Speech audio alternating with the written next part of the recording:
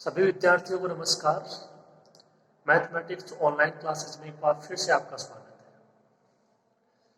तो देखिए, हम पढ़ रहे थे स्पर्श रेखीय वेग, अभिलंबिक वेग, स्पर्श रेखीय त्वरण और अभिलंबिक त्वरण।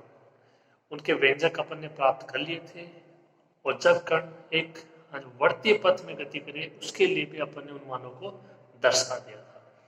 अब अपने को केवल जो आपके स्पर्श रेखीय वेग और त्वरण है और अभिलंबिक वेग और त्वरण है उनसे संबंधित एग्जाम्पल और क्वेश्चन करने हैं। ठीक है, ये यूनिट आपकी समाप्त हो जाएगी। तो देखिए, अब अपन स्टार्ट करते हैं कि एग्जाम्पल और क्वेश्चन। पहला क्वेश्चन है, देखिए एक कण है, वो किसी है ना चक्रज, देखो चक्रज बोलते हैं साइक्लॉइड को, और साइक्लॉइड नाम आपने सुना होगा। साइक्लॉइड नाम आपने सुना होगा फर्स्ट ईयर सेकंड पेपर समाकलन वक्र का नियज समीकरण एस और साइन में संबंध है। तो वो वहां से आपने फर्स्ट ईयर में पढ़ा होगा, आप देख लेना साइक्लॉइड क्या होता है, उसका एस और साइन में संबंधित जो जिसको बोलते हैं वक्र का नियज समीकरण वो क्या होता है। तो वो समीकरण आपको पता होना चाहिए क्योंकि यहाँ पे समीकरण दिया नहीं है। ओके, तो आप वहां से देख लीजिएगा। किसी ने चक्रज के चाप पर ऐसे चलता है कि इस पर स्पर्श रेखा है वो अचर वेग से घूमती है। तो अचर वेग से घूम रही है मतलब कौन सा वेग, कोणीय वेग क्या हो जाएगा, अचर हो जाएगा। ठीक है, सिद्ध कीजिए कि गतिमान कण का त्वरण वो परिमाण में अचर रहता है। भी कौन सा त्वरण है जो परिमाण में अचर, तो इसका मतलब ये परिणामी त्वरण है। ठीक है, अब परिणामी त्वरण तो आपके दोनों त्वरण है उनका स्क्वायर का योग करके अंडर रूट। ठीक है, ये इतनी बात आपको समझनी होगी। इसके अलावा ये जो समीकरण है इसको जो काम में लेंगे वो आपको पता होना चाहिए। स्पर्श रेखीय त्वरण और अभिलंबिक त्वरण का जो व्यंजक होता है वो क्या होता है वो पता होना चाहिए। और जो अचर वेग से घूमती है इसका मतलब जो कोणीय वेग है वो क्या है, कांस्टेंट है, नियत है, अचर है। ओके, तो लैंग्वेज आपको समझ में आ गई होगी। देखिए शुरू करते हैं।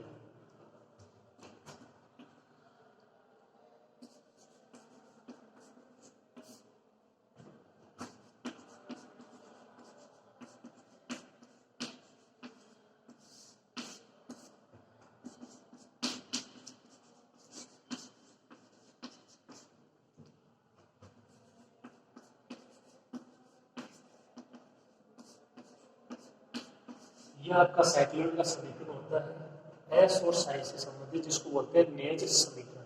साइक्लॉइड का नेज समीकरण S is equal to 4a sine sine. ठीक है, अब ये एस का मान पता है तो आपको आसानी से स्पर्श के त्वरण का मान भी पता हो जाएगा और इसके अभिलंबिक वेग का। ठीक है, तो ये मान नहीं पता होगा तो आगे का प्रोसेस नहीं हो पाएगा। ओके, तो आपको ये पता होना चाहिए। थोड़ा सा देख लीजिएगा पीछे। S is equal to 4a sine sine. अब अपने को दोनों त्वरण यहाँ से ज्ञात करने हैं, स्पर्श रेखीय त्वरण भी ज्ञात करना है और अभिलंबिक त्वरण भी ज्ञात करना है। स्पर्श रेखीय त्वरण क्या होता है, d2s by dt स्क्वायर। तो इसका दो बार करते हैं t के सापेक्ष।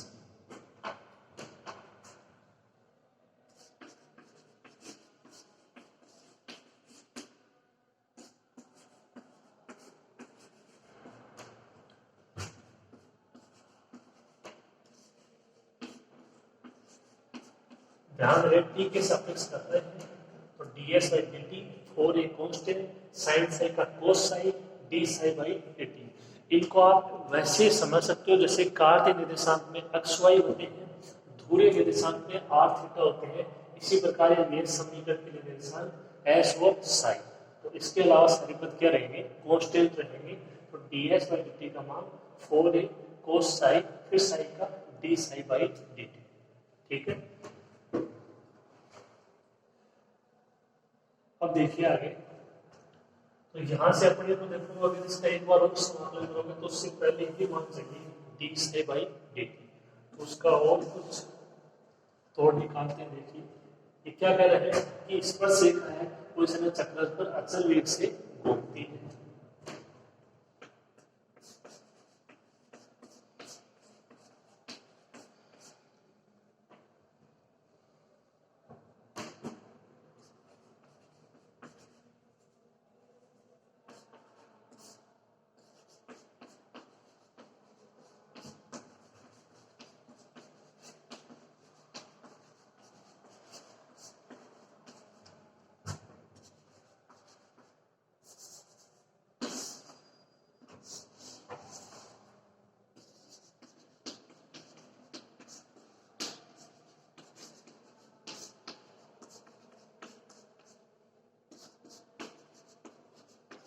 इसका मतलब कोणीय वेग क्या हो जाएगा, अचर हो जाएगा।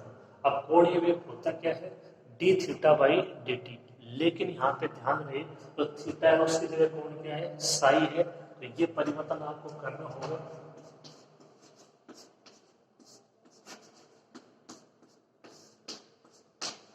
D psi by D T का मान C1, जहाँ पे डी साई बाई जो डी टी वो किसको प्रदर्शित कर रहा है, कोणीय वेग को, जो कि अचर है C1 कोई नियतांक D psi by D T का मान रखेंगे समीकरण 2 में।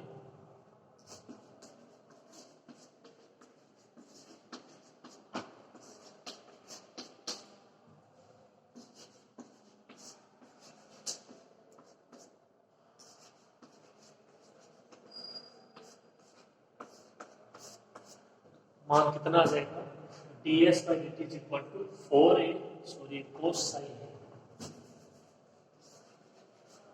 4a कोस साई और ये C।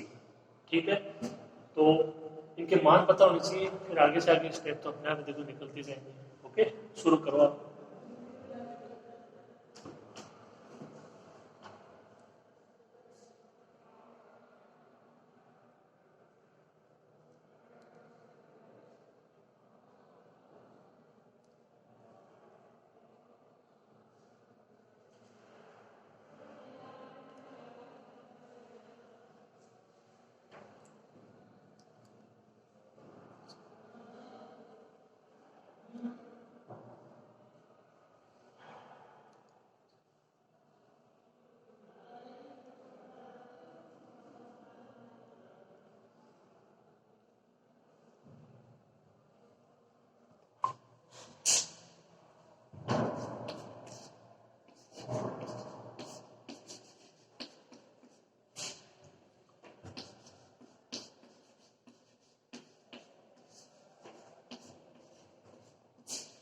तो इसको दे दीजिएगा समीकरण 4 D S by D T, ये आप इसको ना वी भी बोल सकते हो, पता है आपको 4ac1 कोस साइन।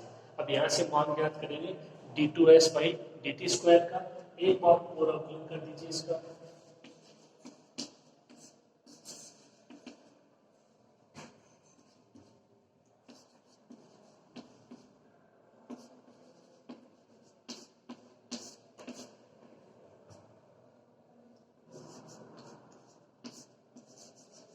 कितना हो जाएगा ये, 4ac1 तो कांस्टेंट, जो कोस साइन उसका अवकलन माइनस साइन साइन, फिर D psi by D T.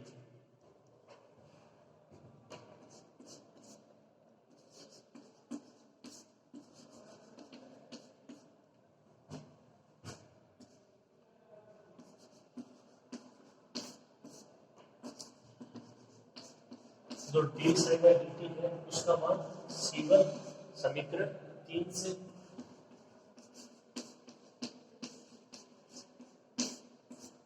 d2s by D T square का मान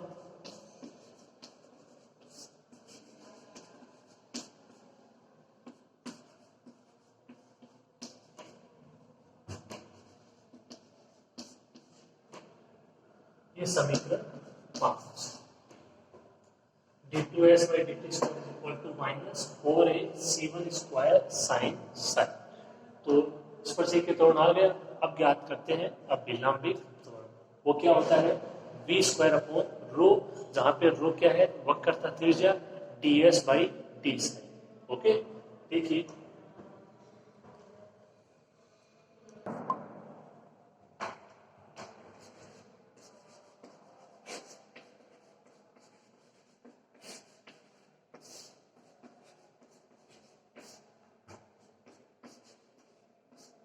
क्या विलंबिक त्वरण v स्क्वायर अपॉन रो, तो जो v है उसका तो मान हमारे पास है, देखिए समीकरण 4 से 4ac1 cos साई, रो है इसको हल कर लेते हैं।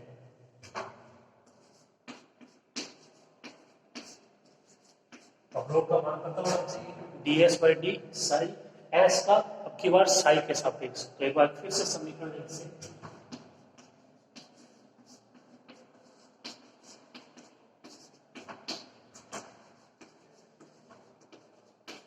ध्यान से करना है, आपके पास टी के सापेक्ष नहीं करना है, साई के सापेक्ष करना है।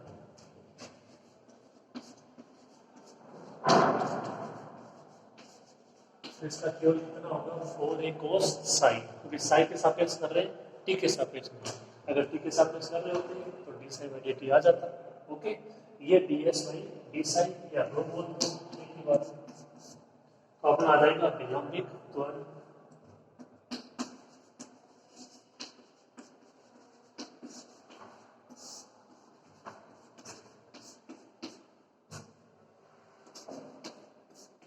वी स्क्वायर अपॉन रो, और वी स्क्वायर बोले तो 16 ए स्क्वायर सीवन स्क्वायर कोस स्क्वायर साइन।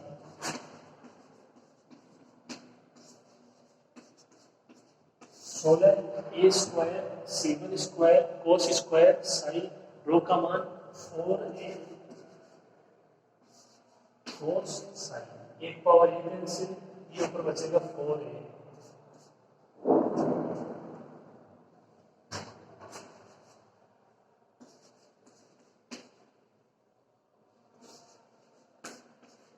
ये इसका विलंबित त्वरण, ये इसका स्पर्शरेखीय त्वरण। 4a सीवन स्क्वायर साइन साई, 4a सीवन स्क्वायर कोस साइन। ओके, ये माइनस में है, ये प्लस में। अब इसका देखते हैं कि जो परिमाण में त्वरण है वो कैसा होता है। ओके, लिखो आप इसको।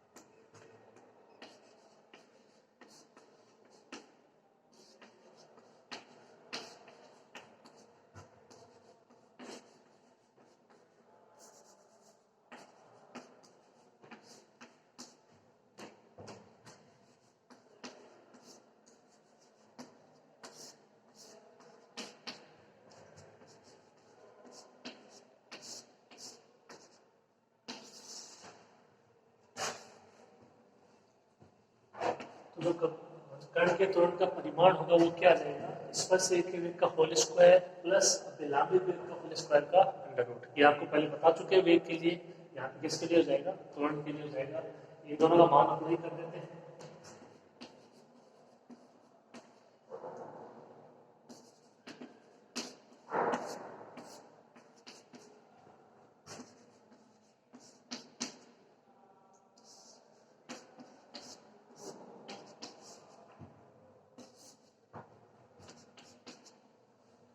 ये d2 है, इसमें dt स्क्वायर का मान -4a c1 square sin Sai का होल स्क्वायर, और ये v स्क्वायर अपॉन रो का मान 4a c1 square cos Sai और उसका होल स्क्वायर, पूरे की पावर 1/2।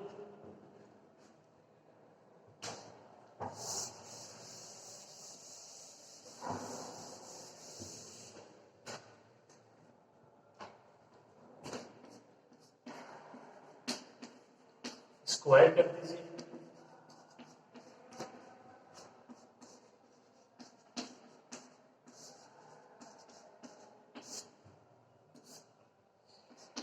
हो जाएगा 16, ये माइनस माइनस प्लस 16 ए स्क्वायर c1 की पावर 4 sin स्क्वायर साइन, 16 ए स्क्वायर c1 की पावर 4 cos स्क्वायर c1 की पावर 4।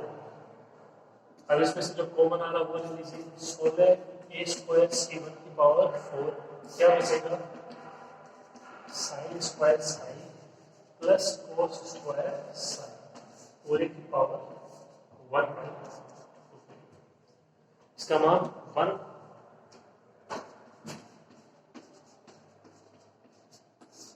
16 ए स्क्वायर c1, जो c1 की पावर 4 है उसका अंडर रूट, तो मान कितना आ जाएगा 4a c1 का स्क्वायर।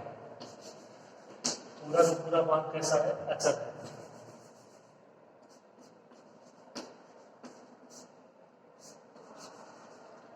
जो कण के त्वरण का परिमाण हो क्या रहेगा, अच्छा रहेगा। ठीक है, सिंपल सिंपल क्वेश्चन है, दिक्कत नहीं होनी चाहिए, पूरा करो, आगे करते हैं।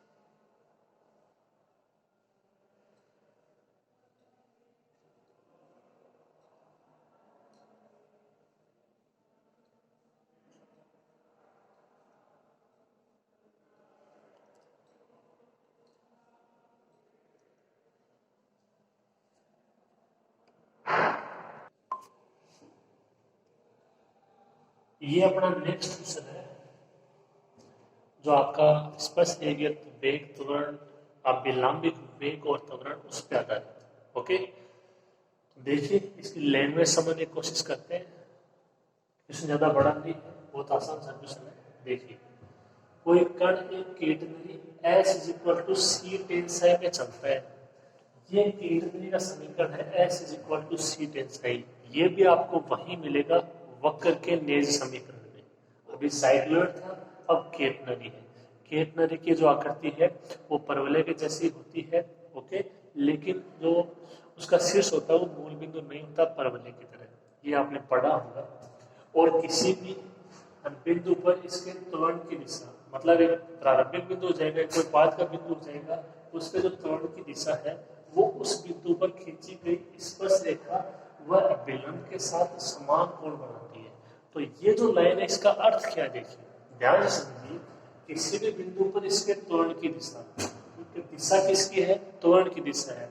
यानी कौन कौन से ऑप्शन, स्पर्श रेखीय त्वरण और अभिलंबित त्वरण। उस बिंदु पर खींची गई स्पर्श रेखा, तो त्वरण की दिशा जब स्पर्श रेखा के अनुदिश होगी तो स्पर्श रेखीय त्वरण हो जाएगा, और अभिलंब के साथ होगी तो कौन सा वेग हो जाएगा, अभिलंबित वेग। समान कोण बनाती है, मतलब जो स्पर्श रेखीय वेग, सॉरी स्पर्श रेखीय त्वरण है और जो अभिलंबित त्वरण है वो दोनों क्या है, यहाँ पे समान है। ये आपको इतनी बात में समझनी है। यदि शीर्ष पर साइन इक्वल टू जीरो, तो प्रारंभ में आप देखते हो कि जो कोण का मान होता है वो जीरो ही होता है, इसने दे भी रखा है साइन इक्वल टू जीरो, लेकिन वेग दे रखा है वो कितना, यू हो। तो सिद्ध कीजिए कि किसी अन्य बिंदु साई पर एक प्रारंभ, एक कोई और बिंदु साई पर जहाँ पे साई कोण है, तो जैसे आपका कोण होता है तो वो कोण किसी न किसी बिंदु का होता है। जैसे अपन बोलते हैं कि जो बिंदु P है उसके निर्देशांक आर थीटा, तो जो बिंदु P है उसका सदिश कोण है थीटा है। ठीक है, तो उसी हिसाब से जो यहाँ पे बिंदु साई है तो इसका मतलब ये है साई कोण है किसी बिंदु का। ओके, तो जैसे बिंदु P आर थीटा होता है उसी हिसाब से ये यहाँ पे कोई बिंदु है उसके कोण है। जैसे P है उसका सदिश कोण थीटा है, तो उसको आप बिंदु P भी बोल सकते हो, बिंदु है ना थीटा भी बोल सकते हो। ओके, एक समझने का तरीका है। किसी अन्य बिंदु साई पर वेग तो कितना होना चाहिए, u e की पावर साई। कौन से बिंदु पर, तो उस बिंदु पर जिसका सदिश कोण क्या है, साई है। तथा त्वरण कितना होना चाहिए, under root 2 by C U square e की power 2 psi cos square psi. अब देखिए यहाँ पे जो आपका स्पर्श रेखीय त्वरण और अभिलंबित त्वरण है वो दोनों समान है। ठीक है, और एक केट नली में चलता है, तो केट नली में देखो स्पर्श सकता है कुछ इस तरीके से, ये परवलय रूप की आकृति होती है इसकी, तो इस आकृति में होगा। तो आप समझ सकते हो, ना तो स्पर्श रेखीय वेग होगा ना अभिलंबित, ये कौन सा वेग है, इसका परिणामी त्वरण होगा। ठीक है,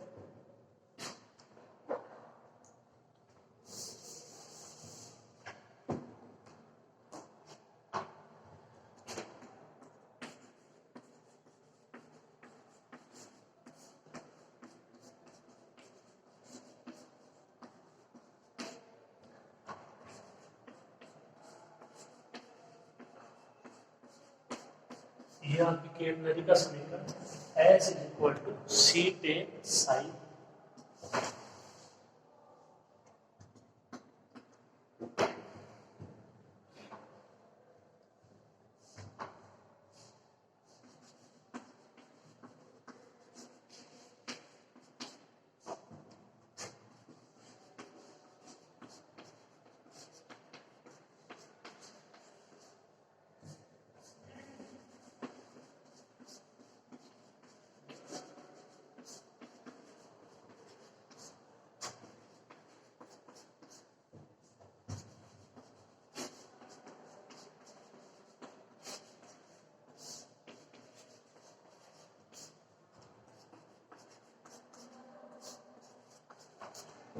तो ये जो इसमें दिया गया है उसको हम अपनी एक सिंपल लैंग्वेज में लिखेंगे कि जो केटली किसी बिंदु पर स्पर्श के त्वरण है और जो अभिलंबित त्वरण है वो दोनों क्या है, समान है। तो इन दोनों का अपने को पता है, दोनों को बराबर रखते हैं, देखते हैं कौन सा रिजल्ट है वो निकलता है। ठीक है, तो आप सबसे पहले तो लैंग्वेज में अच्छे से पढ़िए।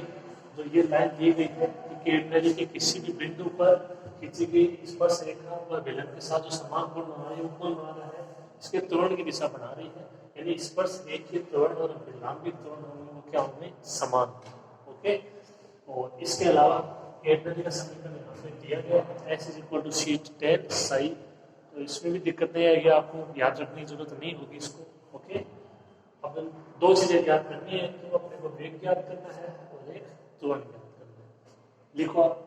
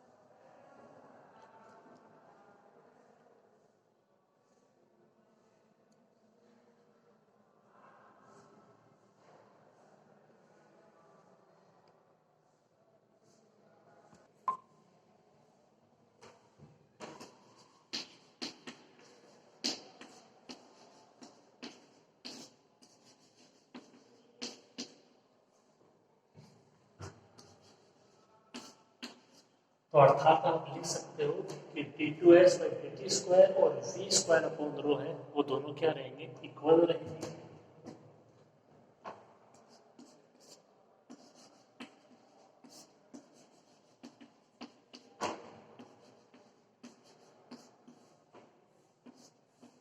जो रो है उसका मान ds/d।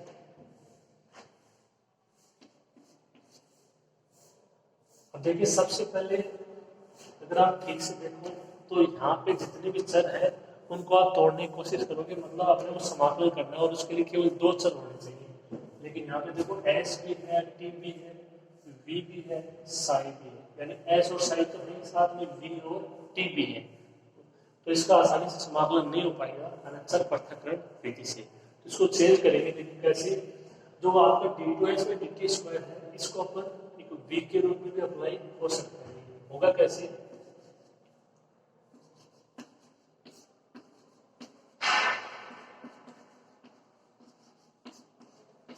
क्या d2s/dt² को v dv/s लिख सकते हैं?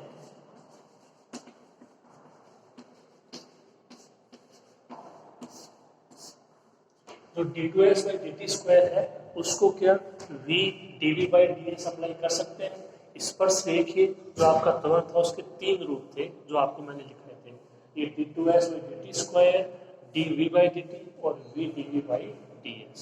ओके, अब देखो यहाँ पे v है और ये s पे आपका क्या हो जाएगा, इसको भी कैंसिल कर सकते हो। अगली स्टेप क्या होगा,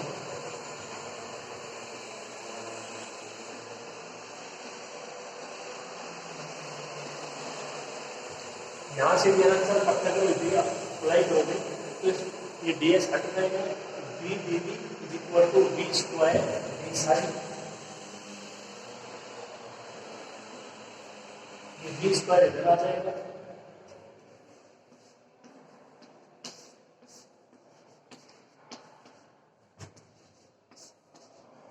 तो v/v² dv = d साइन, यहाँ से बचेगा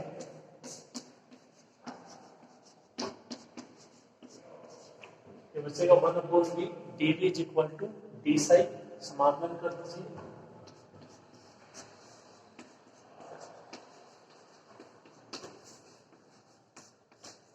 इसका समाकलन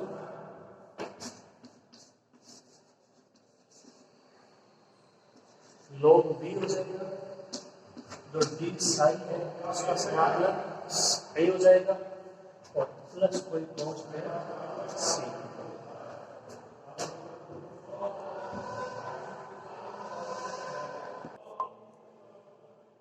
तो ये अपने पास समीकरण आ जाएगी log v is equal to psi plus c1।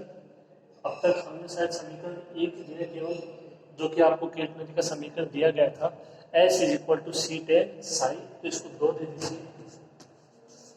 Cos ten c1 का मान ज्ञात करेंगे जो कंडीशन आपको दी गई है।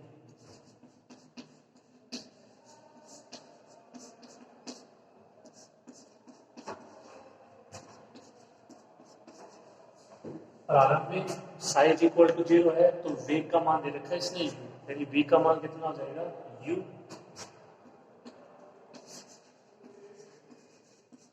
log u हो जाएगा 0 plus c1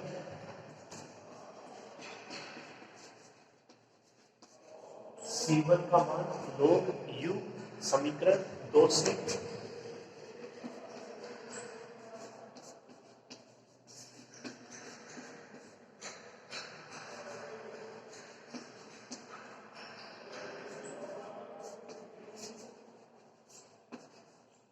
log v is equal to psi plus c1 का मान log u। ओके, इसको हल करोगे v का मान आ जाएगा। देख लीजिए जो प्रूफ करवा रहा है वही आ रहा है। तो आप यहाँ पे देख रहे हो कि एकदम आसान आसान क्वेश्चन है। s और साई से संबंधित ये है। ओके, जहाँ पे s है वो कोई चाप है और साई है वो कोण है। ठीक है, देखो आप थोड़ा सा और है।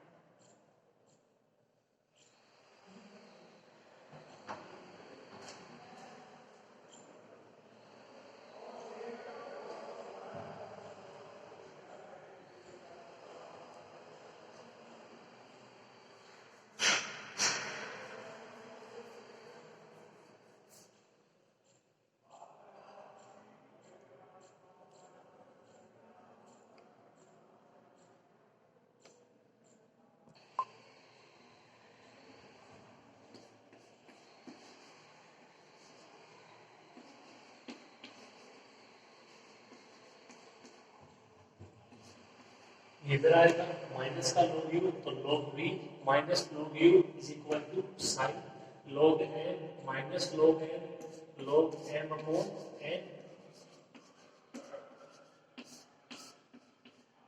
log v upon u is equal to sine v upon u का मान एक log इधर जाएगा तो e की पावर साइन जो v है उसका मान u e की पावर देख लीजिए। अब इसका त्वरण ज्ञात करना है तो उसको और देख लेते हैं।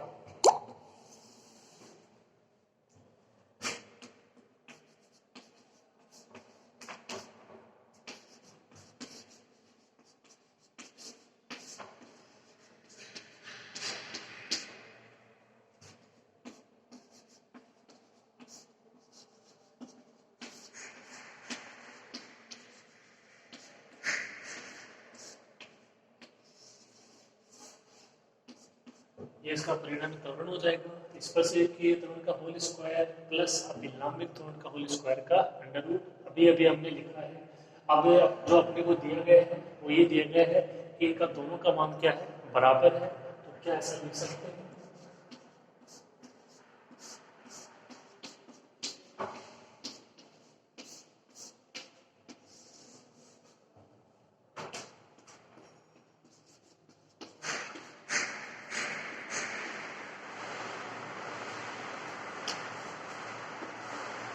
d2x और dt स्क्वायर है वो बराबर है किसके, v स्क्वायर अपॉन रो के। तो इसकी जगह रख दिया v स्क्वायर अपॉन रो।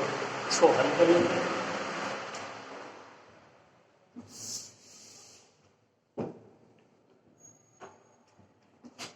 ये कितना हो जाएगा, देखो 2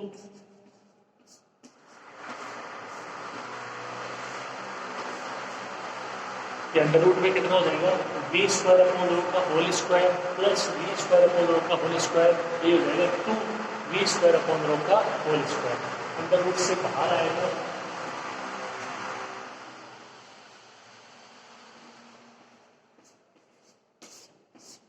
तो जो 2 है उसके तो अंडर रूट रह जाएगा अंडर रूट 2, और ये स्क्वायर से हट जाएगा v स्क्वायर अपॉन रो।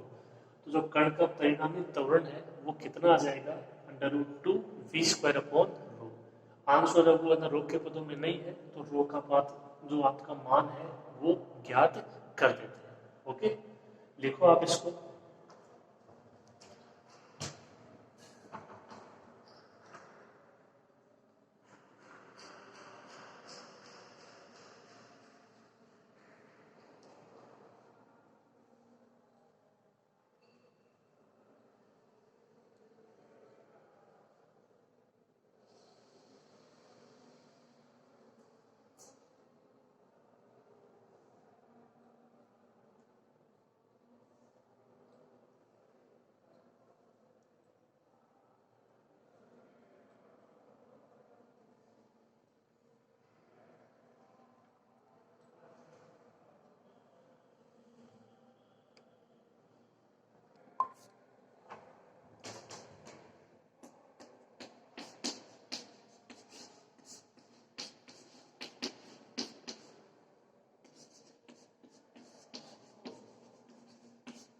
ये समीकरण 1 से S का मान है, केटनरी का समीकरण है S = C tan psi। तो यहाँ से अपने को मान ज्ञात करना है रो का। देखिए रो क्या होता है, ds/d psi। तो इसका साइन के सापेक्ष करना है, न कि t के सापेक्ष। ओके, इस चीज का ध्यान रखोगे, मिस्टेक नहीं होनी चाहिए इसमें। C कांस्टेंट है, जो tan है उसका sec² sin, और ये मान किसका हो जाएगा, रो का।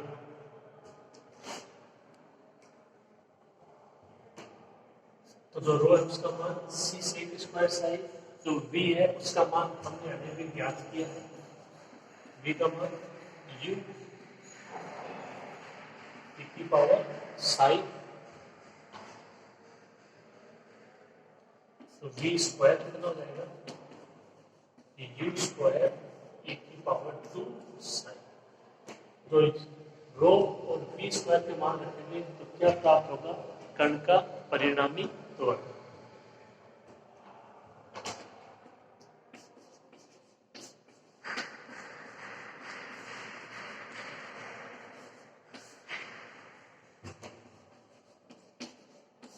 कितना, √2 v² बोले तो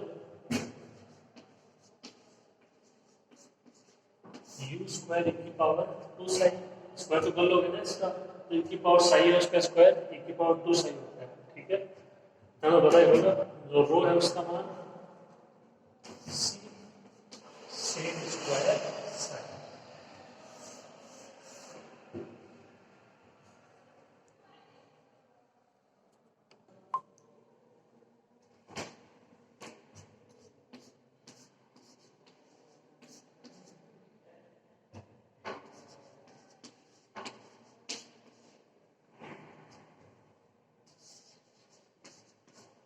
तो मान क्या जाएगा कि √2/c, ये तो constant, u² e power 2 psi, sec² psi ऊपर जाएगा तो cos² psi।